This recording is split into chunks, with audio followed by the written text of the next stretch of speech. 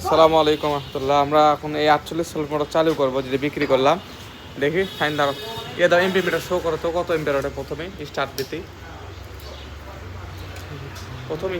কত ওটা দেখি। এর আগে 174 না, আচ্ছা 110, 174 না, 174। এখন 10 এম্পিয়ার নিচ্ছে ফ্রিতে। আরগুলো এম্পিয়ার দেখাও, প্রেস করে দেখাও। 10 কত, 11, তারপরে 10, আচ্ছা 10 11, আচ্ছা 48 ভোল্টে 10 11 এম্পিয়ার নিচ্ছে আর ফ্রিতে আর কি এটা।